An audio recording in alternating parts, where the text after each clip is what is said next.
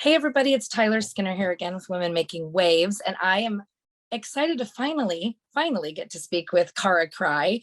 She is the CEO and president of Farm Supply here locally in our beautiful central coast of San Luis Obispo. But before that, she's had numerous accolades and lots on her journey to embark on when it comes to agriculture, women in agriculture, I should say. And we wanted to be able to highlight her and speak to that a little bit. So we're going to hear her story today and a little bit about her journey and then some lessons that she's learned along the way. So Cara, let's get started with kind of going a little bit back to Cal Poly, which we share that, we're both alumni of Cal Poly. And you have a BS in agriculture from agribusiness from Cal Poly. And then you were also named top 50 women in business and many other numerous awards in leadership.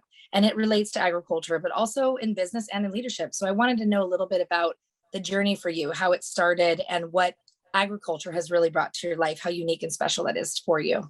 Yeah. All right. Well, Tyler, thank you so much for wanting to talk for a couple minutes this morning. I never get tired of telling this story. I am fourth generation to San Luis Obispo County. And I think there's something to be said right there with the type of environment that we're so lucky, that I was so lucky to grow up in, and then still live in this community as an adult and have this, fantastic career. My leadership journey started at a very early age. I would say as early as the age of 9 when I joined 4-H. 4-H is a youth development leadership program for young kids now as early as 5 years old, 5 to 18, that are interested in agriculture and leadership in general. There's so many opportunities. So that's what really started my leadership journey. However, prior to that, what really started my love for agriculture was my family. My mom's parents, my grandparents were involved in agriculture here on the Central Coast their entire lives. And so my grandfather specifically really gave me a love for agriculture, love of the land, respect of the land in terms of what we're growing, what we're feeding, if it's livestock. And so that's been very near and dear to my heart. So it's fitting that I've been able to lead Farm Supply now. I've been employed here for 25 years, and we are a local farmer-owned cooperative. So we're owned by 2,400 farmers and ranchers here on the Central Coast. So, talk about bringing that full circle of supporting your neighbor, of supporting the industry, and then you reaping the benefits of all of the amazing things that agriculture has to offer, really worldwide, but specifically here on the Central Coast.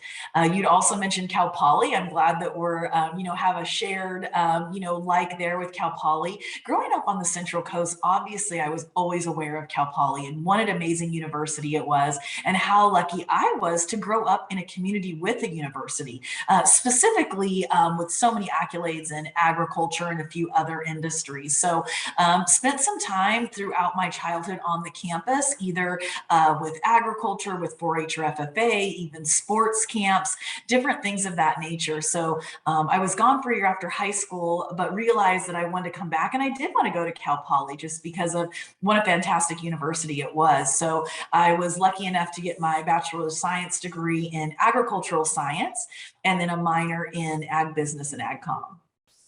That's amazing. I think that people often mistake maybe ag as being like the simple life, like there's so much simplicity to it. And we're talking about that a lot on our platform, is simple but significant. These life lessons, these little things that we take. And you said being good to your neighbor, helping your community, those things that are, they're simple acts that can be done to really have powerful impact. And so how has that been part of your journey in ag? I mean, because I believe that ag is a lot more complex, and not the average person understands that it's that way. They might think, oh, you get up in the morning and you're feeding animals and they have this image, right? When you talk Right. about it, that this is the simple life. It's just so sweet, and that you savor every moment, and you have your family, and you might be running all together, working on the farm or working in your community, but there's so much more to it. And I just wanted to know how that has really affected and shaped what you're doing in agriculture. Right. Yeah, I appreciate you asking that, because I think there is this, thought process or image which goes behind people that are farmers and ranchers. And truly, I think what it's my job in the industry, right, to promote really what agriculture is about. What I always love to say first and foremost is our industry is one of the very few industries that affects each one of us multiple times a day. And it goes way beyond the nutritious food we're consuming, the clothes that we're wearing. There's just a multiplier factor of how our industry affects each one of us in a very positive way. I think messages that are missed as well, and I'm grateful as a leader in our industry that I can spread that message, is that one, agriculturalists are the best environmentalists. They are there to take care of their land. They are given this certain piece of land and they need to care for it year after year so they can still have high yield, so they can be productive and efficient and successful in the type of product that they're putting out to market.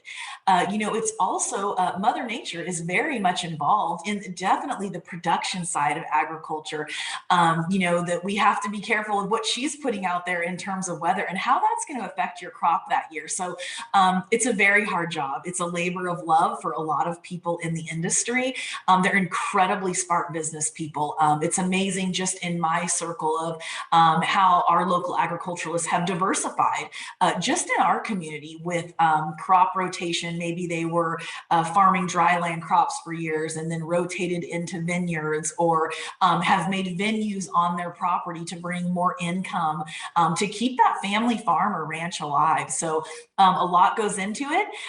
We also have people in industry locally that are fighting in Sacramento or DC for labor laws and farm labor and rights to be, successful producers here, not only in the Central Coast, but in a much bigger scope. So yeah, a lot of good things going on.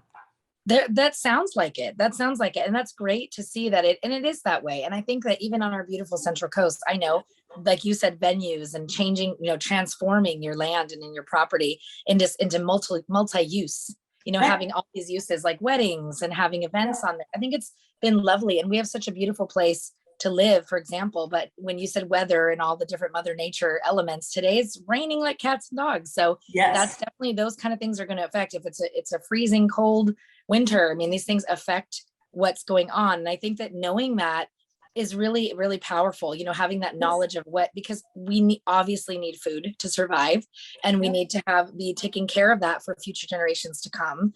And exactly. Land is important, and for many, many reasons. And, I wanted to ask though, a little bit about, for you personally, being a woman in this role, this is a women's platform, and we talk a lot about leadership. We talk a lot about what it means to be a woman in these certain industries, where they might be male dominated, or there's a lot that you had to overcome, maybe perhaps, to get to where you are. And then how do you sort of navigate some of that and be able to really bring everyone together, so to speak? You talked a lot about community and how fortunate you felt to be here in this community and be able to live here, grow up here, and then go to school here and work here and be successful here. So what does that look like? I mean, that's quite a journey in the same location to be able to move through all these chapters of your life in the same spot. Yeah, I have to say I get that question a lot, especially since I came into the CEO role here at Farm Supply back in 2017. I really grew up in this company. This is my 25th year working for Farm Supply. I worked here while I was going to Cal Poly, and then just kind of, made myself up through the ranks, which I'm very, very grateful for. And I've been asked that question a lot. And I guess I have to say I feel lucky because although I know that my work ethic got me here, my attitude, my willingness to learn, there were never any barriers for me. And I know that's not always the case for women wanting to aspire into other leadership roles. And so I feel fortunate that I have no point of reference to that. Again, I attribute that back to coming to work for a very good company at a young age. This job as well, taking it back a little farther, again, my grandfather that was involved in agriculture, I would come here as a little girl with him to buy the products that we needed to work on the ranch or farm that day. So this job is truly a labor of love for me. I really feel like it's a tribute back to my grandparents and what they taught me, and that Farm Supply wasn't always a place I could come to where people were friendly and knowledgeable. And I hope that we work very hard that that's still the experience that people get when they walk through one of our 5 locations today, because I feel passionate about that. In terms of any challenges I had into getting into this role, as I mentioned, I really can't come up with any. And the reason why I say that is leadership before me, I truly believe it was in the sophistication of their thought process of who was best for the job, who could do this job, and that's who we're going to select. We're governed by Farm Supply is governed by a board of directors because we are a agricultural cooperative.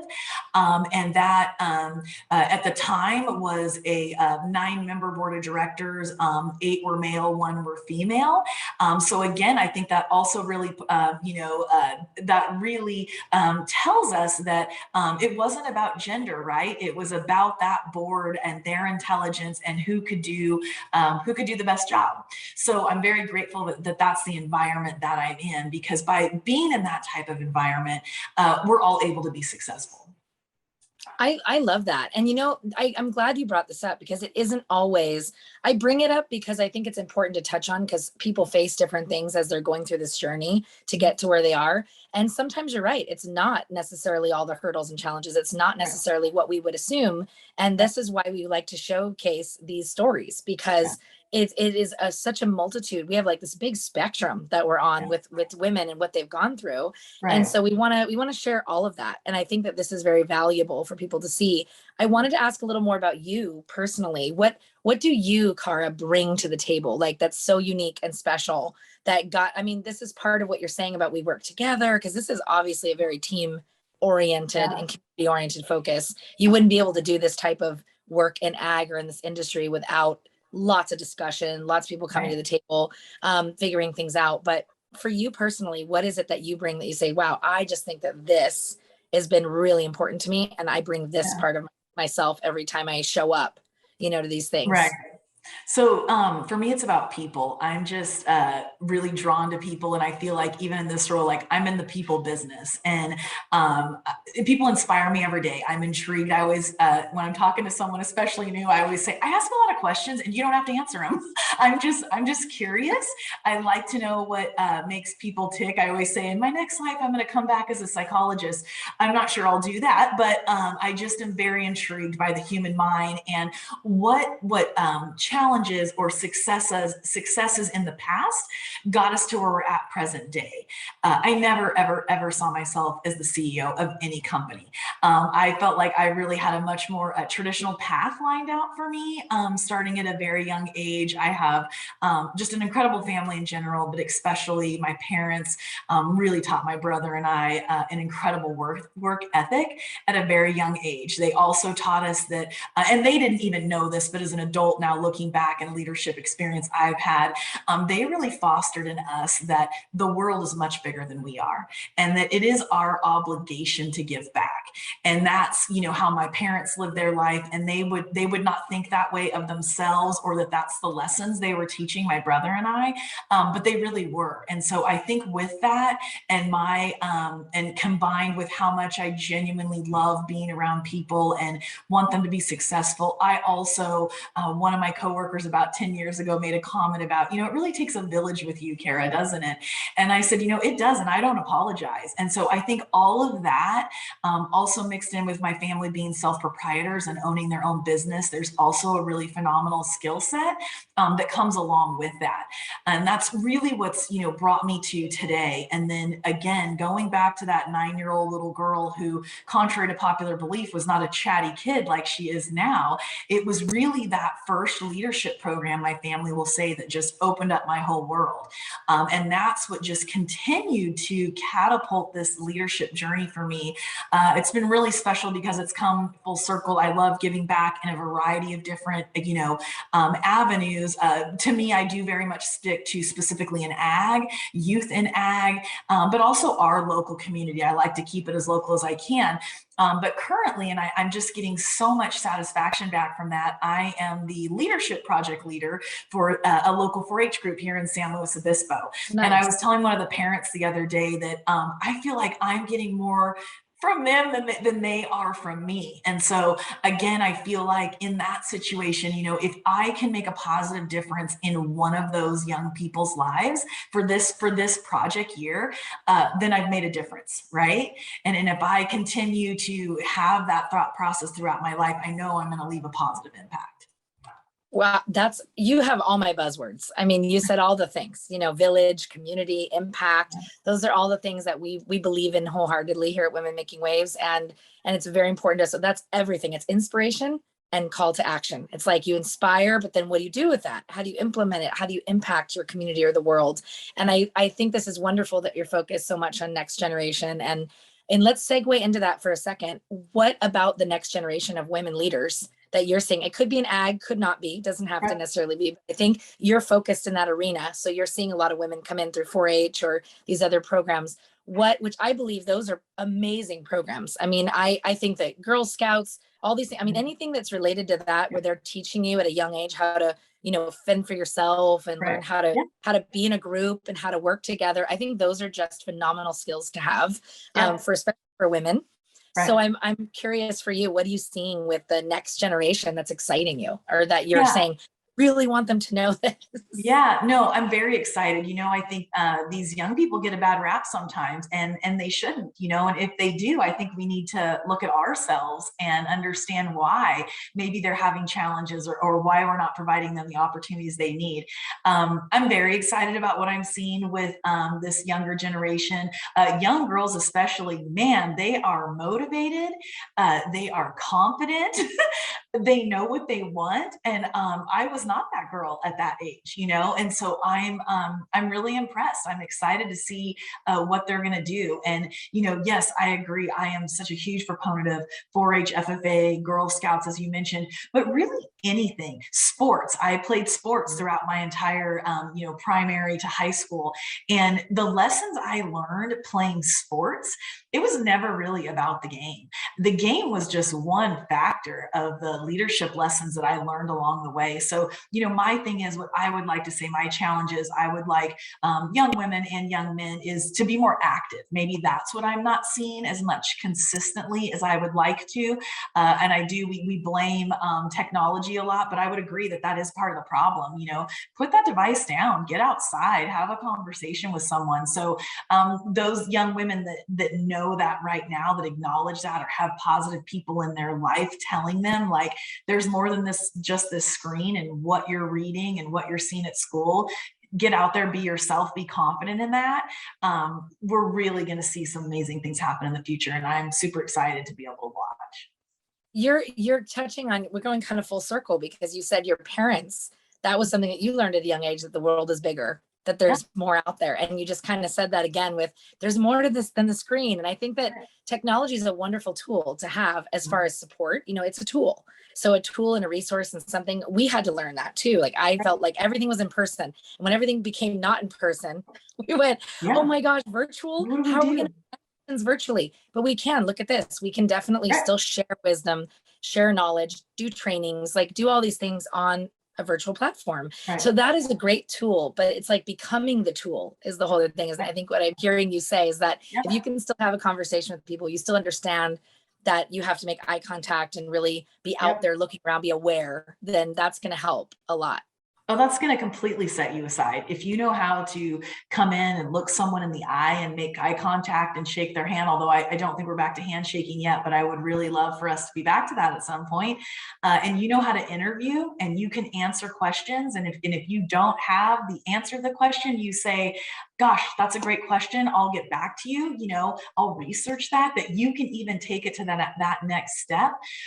That's going to completely set you aside from anyone else. We are painfully lacking in some of these basic communication skills.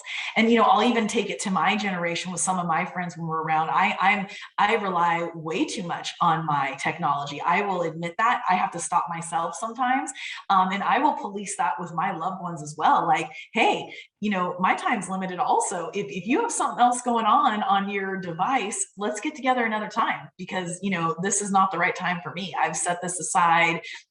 Being purposeful, meaningful, and wanting to have a connection with you. And we really need to make a shift back to that, because we were talking the other day about young people again.